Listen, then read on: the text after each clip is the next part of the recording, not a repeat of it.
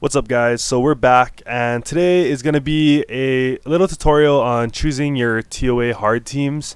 I know I did a boss floor video, and I wanted to be able to cover some of the non-boss floors and also maybe a different type of comp that you can use for boss floors, etc. But before we get into that, I just wanted to give you guys a little update about the channel. Just last week or so, or not even a whole week ago, I was saying like hopefully we can get over 1,000 subscribers, and then basically overnight I was able to I don't know where the subscribers came in, and now we're at almost 1,300 subscribers. We're still a small channel, but for me it's just it's growing really fast. So what I wanted to say was, I was talking to one of my mentors, someone who's been mentoring me from the time that I started when I was, I think, like a Conqueror 2 or something, Childish from Childish Plays, and he was taking a look at my stuff, and he agreed that we're booming really fast. And for those of you guys who didn't know, I'm an engineering student and I'm also a fiance, so I have a wedding coming up in July of 2016. So we have stuff that needs to be planned, and there's a whole bunch of stuff that's going on in my personal life as well. And I guess I just got too excited with all the videos, so I started pumping out videos every single day. And the reason for that is because, like, I'm seeing that you guys show interest in what I have to say, and like I said, there's so many things that I have to share and things that I've learned along the way, and I really want to help the community grow because I'm really passionate about this game. So with that said, we both agreed that I should probably slow down so that I'm able to keep up with comments and content, and I don't want to burn myself out. If I burn myself out and I just pump out all this content in a couple of days, you guys won't have enough time to digest everything, and I'll run out of topics. So I'm gonna try and slow down like the high density, like theory crafting kind of stuff and tutorials, and maybe I can do maybe once a week on those, and then I'll still keep up with the guild wars and stuff. So just wanted to let you guys know about where the channel is going. I really appreciate you guys letting me know that you enjoy the videos and everything. It means a lot to me, and it really motivates me to keep doing what I'm doing. So I just thought I'd put that out there. And the way that you guys can help me in return is by subscribing to the videos. That really lets me know in my analytics, you know, that people are watching and what type of content they like. So yeah, just if you guys like it, I would never force it on you guys. If you guys like the channel, go ahead and subscribe, and let's basically just get into it before we get carried away. Alright. Okay, so for this TOA video, I wanted to make sure that all the floors I'm doing were floors that people asked for in the comments, and these are going to be the most common floors that people are asking me, and I wanted to use them as examples. So basically, for floor 61, this is an example of a team that I used for most of the TOA, like if I'm autoing, and some of you guys might not be able to auto it, but it's safe if you manual it. But once you start getting into like higher rune statuses and stuff, you're gonna be able to auto this, and that works generally up until around like floor 70 for the non-boss floors. And this is a team that you can also use for actual, you know, boss floors, because I know a lot of you guys have been asking. The most common question I keep getting is, how can I do this without basalt? How can I do this without whatever monster I was using, without Verd or whatever? So the core of the team is going to be Beretta, Vero, and Bella. And what I really want to get you guys to do, what I want you guys to grasp is the concept that you don't necessarily need certain units, okay, to beat TOA. What you want to do, and this goes for any aspect of the game, is you want to make sure that you focus on roles, not specific units, okay? So with the exception of like Beretta, but I mean, even it can go for Beretta too, in the fact that she's like a CC monster. But what you really want to do is focus and know what you're trying to do in TOA. So in the earlier floors, since I auto, I use Bella a lot, but you'll notice as I move on, I don't use actual like full-on healers. Sometimes I might use a basalt, and I don't want you guys to get, you know, to get discouraged because you don't have certain units. Think of the roles. So if you notice, I have Beretta, Veramos, and Brian, and those units are able to CC because my Brian and my Beretta are on Despair, and Veramos is a built-in stun. And some of you guys are gonna ask how to do it without Spectra or whatever. I think Spectra is not farmable. She might be. I have no idea, to be honest. I got Spectra early on, but it's a 3-star, so it's relatively easy to obtain. You guys should be building Spectra for TOA. I'm not saying it's necessary, but it does help. It helps on a lot of the boss floors. And basically what you want to do when you're doing TOA is, for the non-boss floors, there's going to be a whole bunch of different units. So what you really want to do is make sure that they never get a turn. And the way you're going to do that is constant stuns, slows, attack bar resets, and basically that's pretty much it. And if you notice, when I'm hitting these dudes, I always go for the guy that's not stunned and who has the most attack bar, because the guy who has the most attack bar is the guy who's going to take his turn next. So if I can hit him before he takes his turn, then I effectively wasted his time trying to you know, take a turn, basically. So that's a team that you can use. I'm also going to be covering floor 80 because someone asked for that, and I'm going to be doing it without Basalt. But this is a team that I wanted to go over. This is a team that I didn't really want to showcase. I mentioned it in the comments, and the reason for this is I don't want you guys to get discouraged thinking that you need to have like these OP Nat 5s and dark monsters like Thrain and Varad. Okay, so let me just talk about what the team does, and then you guys can think about the roles yourself. So basically, the team is a dotting team. So it's what I like to call like an unmovable team. So you don't let the opponent take a turn, and you don't let them hit you. And basically, the way you're killing them is not through damage, but through dots. So what happens is I end up throwing dots from Beretta and Thrain, and then my Mav is continuously able to refresh those skills that put dots on the units, and then I'm able to dot again. And it's not uncommon to see me have like 10 dots on certain units. All right, and simply Basalt is there for the small heal, plus he also has an attack bar manipulation. He can knock the attack bar back down, and then so does Varad. So I'm not using Varad here for his freezes or anything. So if you guys have Wu Chi, you can use Wu Chi instead of Varad. Okay, so the main core of the team is Beretta, Mav, and a Dotter. There's some other dot units out there. You could use Zyros if you have Zyros. I know a lot of you guys aren't gonna have Zyros. I don't have one myself, but a unit that a lot of newer players don't know about is the Water Grim Reaper, and that's what I was using at 5-star up until I actually pulled Thrain like the day after, or the day before I was about to 6-star him. So Thrain, he brings a little more to the table. So the units that I have here are more on the luxury side. I pulled Thrain from a Light and Dark Scroll from the monthly, and he has that extra stun in there. But the Water Grim Reaper is really nice. He has that freeze on him, right? And that's gonna it effectively gives you more CC. So that would fill that role. I know a lot of people are asking about Basalt. If you guys want a provoke for Basalt, you can use Amin, you can use Talk, you can use Jubel. But here I'm not using him for the provoke. I'm using him more for third skill. So if you want, in place of Basalt, just put another CC in it, something that's going to stun. You can use Briand, you can use Veramos, okay? And for Vrad, same thing. You can use Wu Chi. Even if you don't want to use, you don't need an attack bar reset. It's not necessary.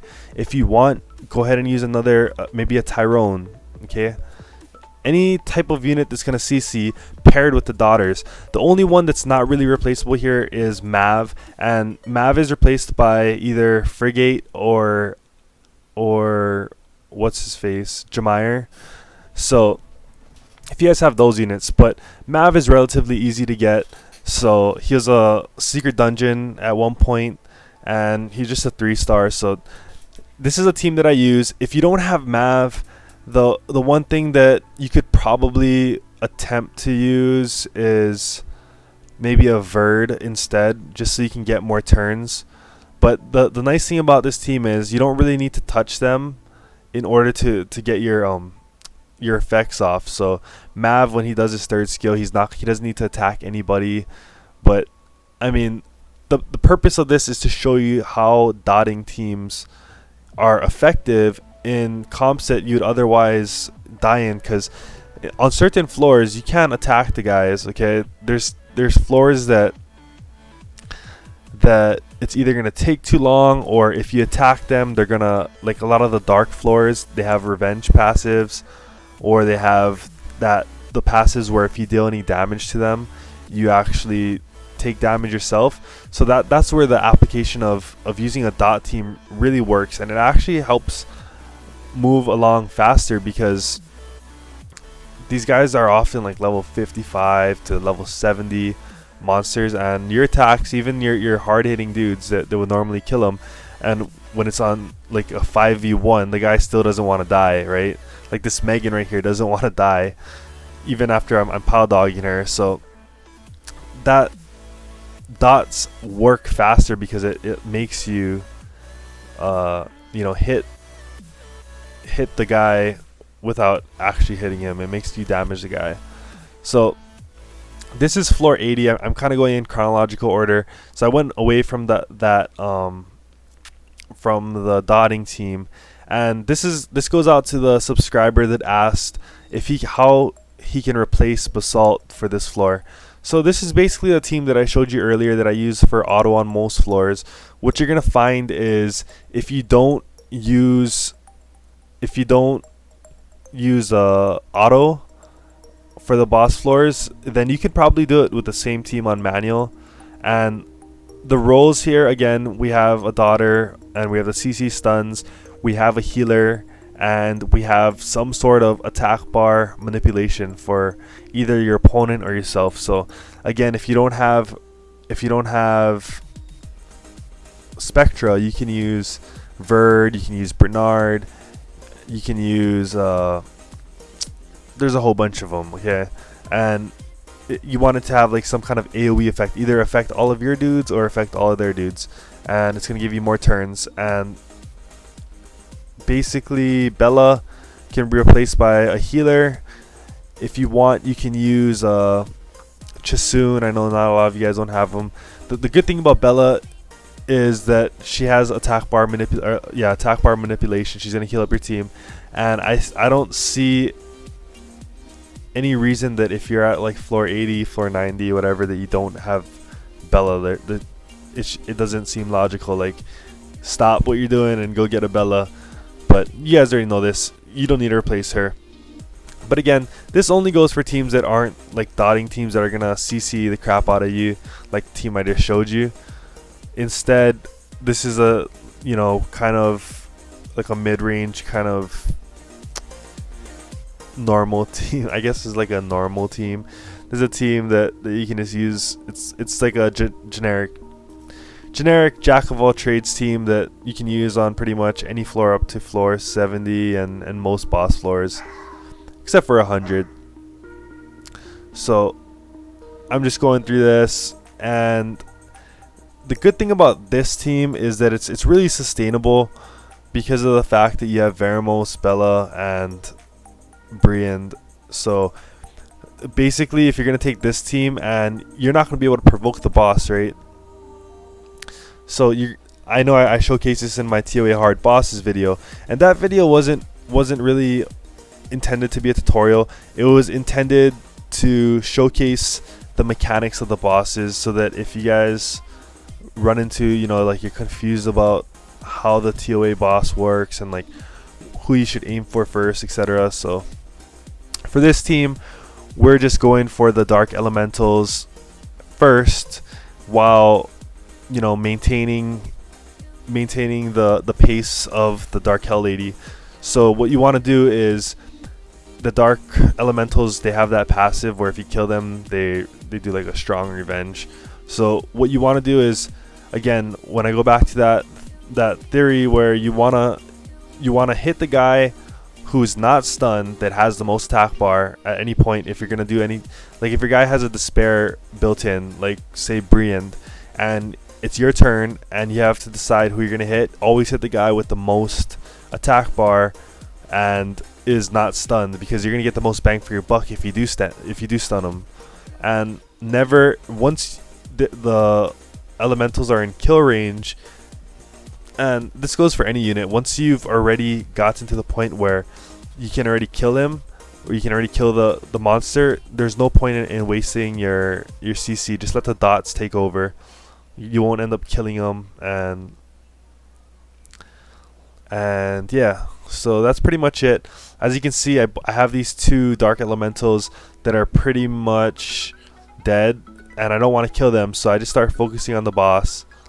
And every time that the boss moves, as soon as she gets up to about half attack bar, I'm gonna try, if my turbulence is up, to reset the boss's attack bar, and that helps like get the most, again, efficiency out of your turn, so that you don't just reset whenever you want, you know.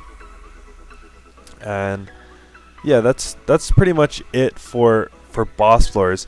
And this technique is gonna work, I want to say, for all the floors actually, except for floors that require provoke. In that sense, you're gonna need some sort of provoke, but again, it doesn't have to be basalt. It can be Amen, it can be Jubel, it can be Mav, which you're gonna be trying to build anyways. The only thing I have to give you advice on that is, if you're gonna use those guys as provoke, make sure that your accuracy is really high, because if your accuracy isn't very high, if you miss a provoke, it's gonna be, you know, game breaking. And those are like the floors that require provoke. Alright, so for the last floor, we have floor 99, and this was a really high requested floor as well. So this is a floor, again, that I use my dotting team, the untouchable team, and I always use this on this rotation because it honestly gives me no problems. The floor that gives me problems in the 90s, because I know a lot of people have problems in the 90s, is the Monkey King floor. But I still use this dot team. The only difference is I bring in a healer. But for the most part, this is a relatively, I find, easy floor, as long as you follow the principles I was talking about. If you know your roles, you have to choose a route. You're either gonna go with that, you know, mid-rangey team with the Veramos and Bella Basalt team, and you're gonna try and CC them that way, or you're gonna go full dot team and try to CC them.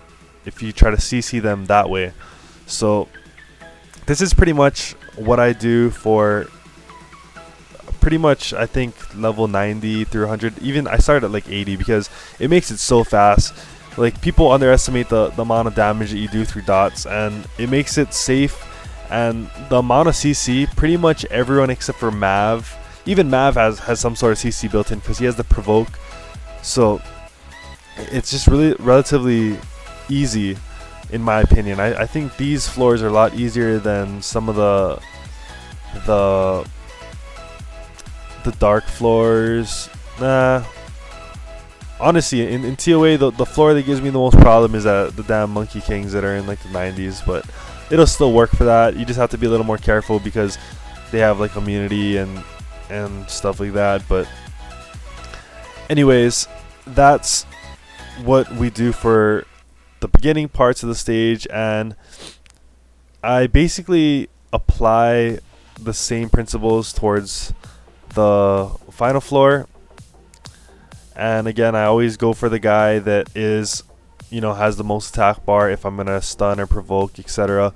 And the provokes here on the Verds aren't gonna do much, since even the Verds are already gonna attack Mav anyways, because he's wind and they don't really do much like bringing to the table as far as provoking. So I wouldn't provoke. Here I'm about to lose Mav, but it's whatever's. I just dot everybody, and that's pretty much how we win. So I hope that helped you guys, and I hope to hear that you guys are successful in your TOA runs. That's going to be it for the video. If you guys have any questions, don't forget to like, comment, and subscribe. And if possible, share the video. Thanks, guys. Appreciate it.